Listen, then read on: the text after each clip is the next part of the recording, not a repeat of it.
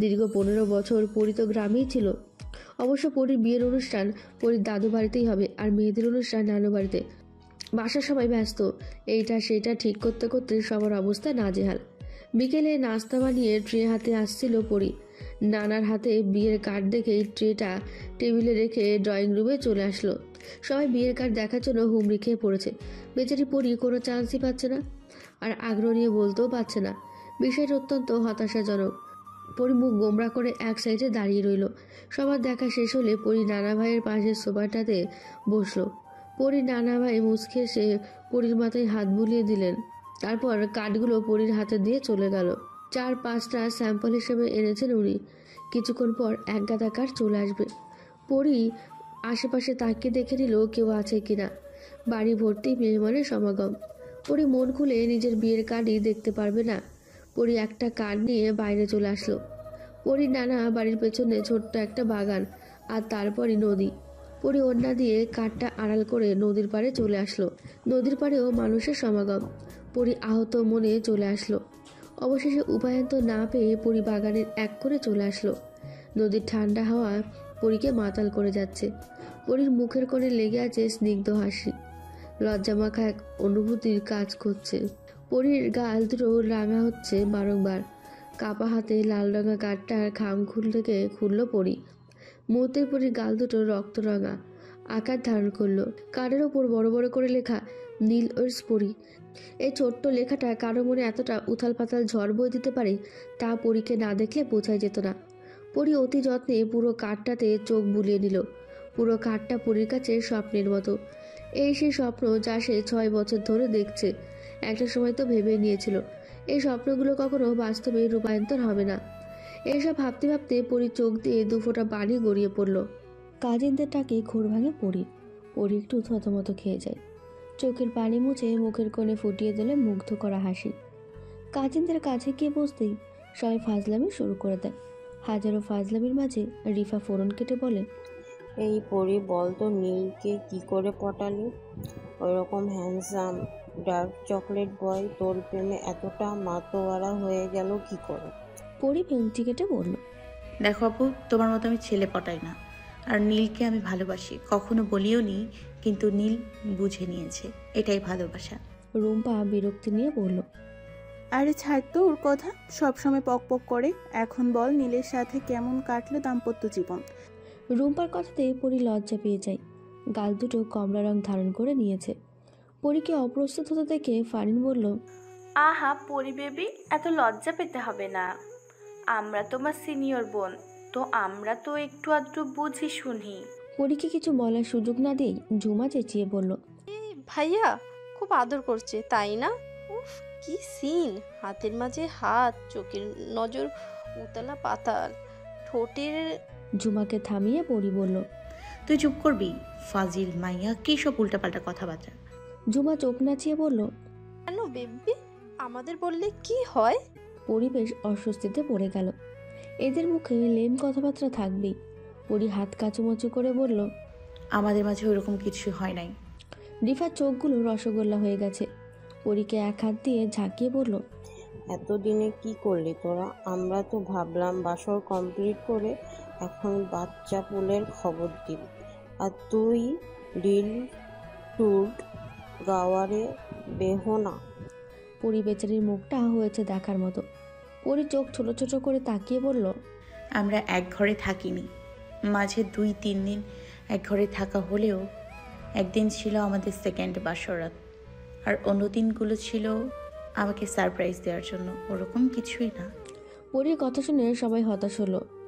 মুখ দিয়ে উচ্চারণ করলো আহ। পরি ভ্রু কুচকাতেই রুম্পা বলল, দেখ বেহেনা, সারা জীবন শুনে এসেছি ছেলেরা বাসুরাতে বেড়াল মারে। আমরা হলাম সব স্পেশাল কাজিন, ওরা যদি বেড়াল মারতে পারে আমরা কেন কুত্তা মারতে পারবো না? তোকে কিন্তু আমাদের মান সম্মান রাখতেই হবে। প্রথম রাত্রে থুরি, তোর আর নীলের তো এটা 3য় বাসরাত হবে, তো হোক, তোকে কুকুর মারতেই হবে। এদের সবাই লেম কথাবার্তা চলতেই থাকলো। বেচারা পরি লজ্জায় লাল নীল হচ্ছে আর কাচুমাচু হয়ে বসে আছে। সকাল সকালই নীল ফুল দিয়েছে। পরি ঘুমের ঘরেই ফোন তুলে বলল, হ্যালো। আহ বউ, তোমার মিষ্টি কণ্ঠে আমি পাগল হয়ে যাচ্ছি। কেন, কি হয়েছে কি? বউ, দেখতে ইচ্ছে করে খুব, একটু বুকের সাথে জড়িয়ে নিতে ইচ্ছে হয়, মাঝে মাঝে একটু চুমু খেতেও ইচ্ছে হয়। নীলের কথা শুনে পরি ধর্মড়িয়ে ওঠে, একটু জোরেই বলে, কি? নীল মুচকি এসে বলল, দেখা করো প্লিজ। পরি আদো আদো কণ্ঠে বলল। সম্ভব না। নীল মুখ গোমরা করে বলল, আমি আসতে চাই, তুমি তো তাও আসতে দিচ্ছ না। পরি আড়ালে দীর্ঘশ্বাস ফেলে বলল। আর তো 3-4টে দিন। নীল ব্যস্ত কণ্ঠে বলল, আমার সহ্য হচ্ছে না, আমি তোমার সাথে দেখা করবই, তুমি না চাইলে আমি চলে আসবো। পরি তেতিয়ে বলল, এই না না না, আমি দেখা করব। প্রমিস? পরি মিষ্টি এসে বলল। পাক্কা প্রমিস। নীল আর পরি একসাথেই হেসে উঠল। তারপর আরও বেশ কিছুক্ষণ দুজন প্রেম কথনের জোয়ারে ভাসতে লাগলো। পা টিপে টিপে বের হচ্ছে পরি। আশপাশ তাকিয়ে দেখে নিল কেউ আছে কিনা। কাউকে না দেখতে পেয়ে স্বস্তির নিঃশ্বাস ফেলল পরি। তাড়াতাড়ি করে সিঁড়ি বেয়ে নিচে নামলো। পরি ড্রয়িং রুমে আসতে না আসতেই মিসেস রাহেলা এসে হাজির। পরি শুকনো ঢোক গিলে নিল। মিসেস রাহেলা মেয়েকে আগাগোড়া পরখ করে দেখে নিলেন। পরি বারংবার মেয়েকে হাসি দিয়ে যাচ্ছে। মিসেস রাহিলা চোখ ছোট ছোট করে বললেন, কোথায় যাচ্ছি? পরি উত্তর দেওয়ার সময় খানিকটা তুতলিয়ে যাচ্ছিল। নিজেকে যথাসম্ভব শান্ত রেখে পরি বলল, আম্মু, হিয়া সহ কিছু ফ্রেন্ডকে কার্ড দিতে যাচ্ছি। মিসেস রাহেলা নিঃশ্বাস ফেলে বললেন, ও আচ্ছা, যা, রাত করিস না বেশি, সন্ধ্যের মধ্যে ফিরে আসিস। পরি কোনো মতে সম্মতি জানিয়ে চোরের মতো পালিয়ে আসলো। মিসেস রাহেলা কিছুক্ষণ চেয়ে থেকে নিজ কাজে চলে আসলেন। সড়কে আসতেই নীলকে ফোন দিল পরি। নীল ফোন ধরতেই পরি জানালো হিয়ার বাসার সামনে অথবা স্কুলের গেটের কাছে দাঁড়াতে। নীল জানালো সে স্কুলের গেটের কাছেই থাকবে। পরি ফোন রেখে ব্যস্ত পায়ে মেন সড়কে চলে আসলো। মেন সড়ক থেকে অটো ধরে হিয়াদের বাসায় চলে আসলো। হিয়াকে কার্ড দিয়ে আর কিছু কার্ড দিল সমস্ত ফ্রেন্ডের দিয়ে দেওয়ার জন্য। নীল ফোন লাগাচ্ছে, পরি ব্যস্ত পায়ে হিয়ার বাড়ি ছাড়ল। হিয়া মিষ্টি হেসে পরিকে বেস্ট অফ লাক জানালো। পরি হিয়াকে জড়িয়ে ধরে বিদায় জানিয়ে দ্রুত স্কুলের কাছে চলে আসলো। 100 মিটার দূরত্ব থেকেই নীলকে দেখতে পেল পরি। গেটের কাছে পায়চারি করছে নীল। পরি যত এগোচ্ছে পরির বুক ধুকপুক তত বেড়ে চলেছে। অফ হোয়াইট কালারের শার্ট, সাথে ব্ল্যাক জিন্স, পায়ে ব্যান্ডের শু, বুকে সানগ্লাস রাখা। কি অপরূপ লাগছে নীলকে। পরির ইচ্ছে করছে এভাবেই নীলের দিকে তাকিয়ে এক জনম পার করে দিতে। পরীকে দেখতে পেয়ে নীল মুচকি হাসলো। পরীকে রাস্তা পার না হতে বলে নীলই রাস্তার এপারে চলে আসলো। পরি বারবার মুচকি এসে চলেছে, তার যে খুবই লজ্জা লাগছে।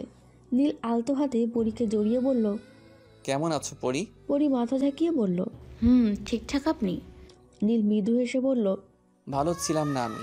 তোমাকে কাছে পাওয়ার জন্য মন ছটফট করছিল, খুব ইচ্ছে করছিল তোমাকে জড়িয়ে ধরার।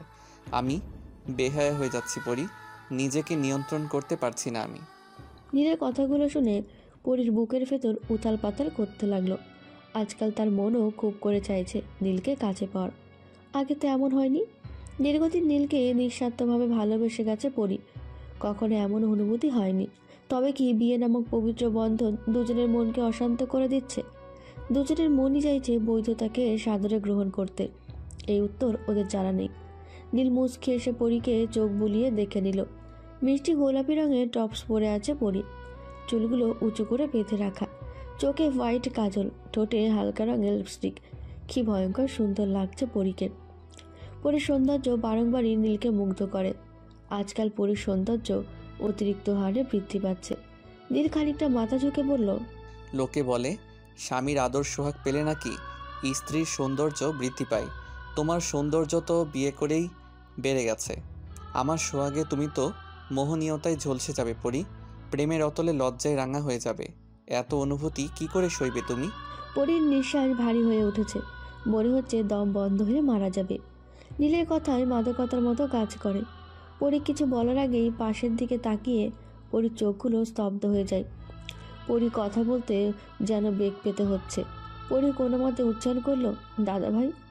পরীর কথা শুনে নীল পাশে তাকিয়ে পরীর কাজিন ইফাতকে দেখে অবাক হয়ে যায়। ইফাত পাশ ঘুরলেই পরী আর নীলের সাথে চোখাচোখি হয়ে যাবে।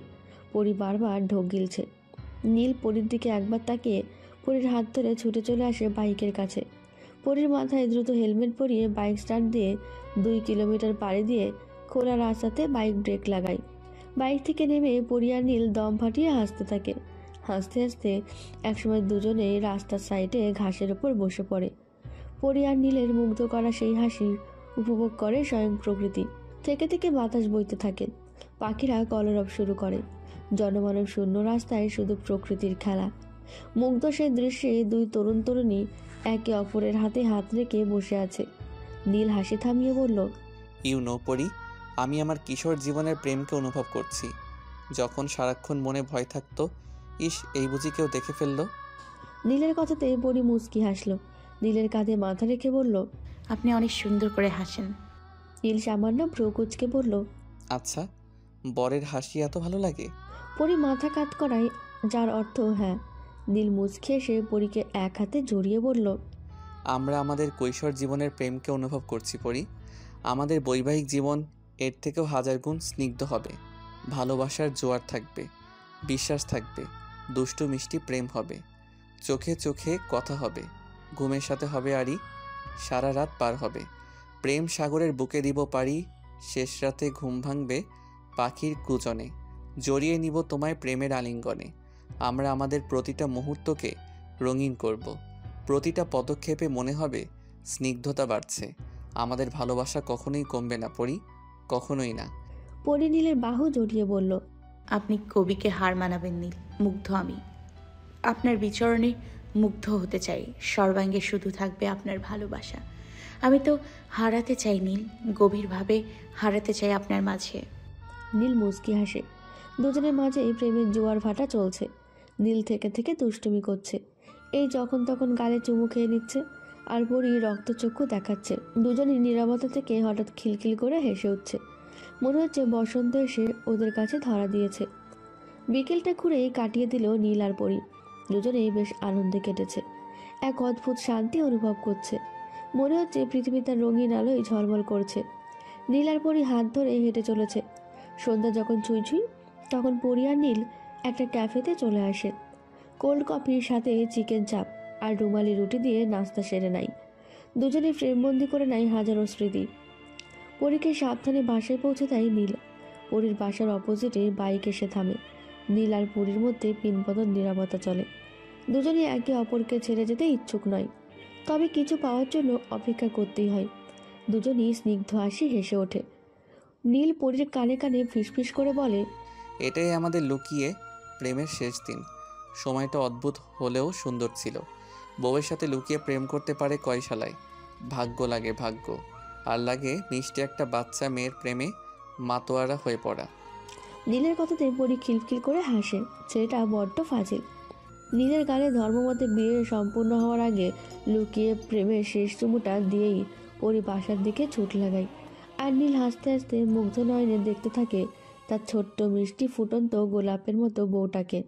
ফিরোজা রাঙা গ্রাউন্ড পরে আছে পরী, মুখে ব্রাইডাল প্রসাধনীর ছোঁয়া। একদম রাজকন্যার মতো দেখতে লাগছে পরীকে। মেহেন্দির অনুষ্ঠান বলে কথা, একটু সাজগোজ না হলে চলে? মুখে লাজুকতা হাসি, বন্ধু বান্ধবী আত্মীয় স্বজনে টইটুম্বুর পুরো বাড়ি। বিশাল অনুষ্ঠান হচ্ছে। সন্ধ্যা 7:30টার মাঝে নীলদের বাসার সবাই পরীদের বাসায় চলে আসলো। তরুণ তরুণীরা নীল ও তার বন্ধু বান্ধবের সাথে ফাজলামিতে ব্যস্ত। পরী একা একা বোর হচ্ছে। মনে হচ্ছে পরী নিতান্তই সাজানো পুতুল। নীল আর চোখে পরীকে দেখে যাচ্ছে। শালক শালিকাদের পাল্লায় পড়ে বউকে দেখারও সুযোগ পাচ্ছে না। 8 ঘন্টা পর কোনো মতে উঠে এসেছে নীল। অন্যদিকে হাফসার অনেকের এঙ্গেজমেন্ট নিয়ে ব্যস্ত সবাই। এই ফাঁকে পরীর হাত ধরে আড়ালে নিয়ে যায় নীল। পরী ব্যস্ত ভঙ্গিতে বলে, কি করছেন কি? বাড়ি ভর্তি মানুষজন। নীল ঘোর লাগানো কণ্ঠে বলল, তো পরী চোখ ছোট ছোট করে তাকিয়ে বলল,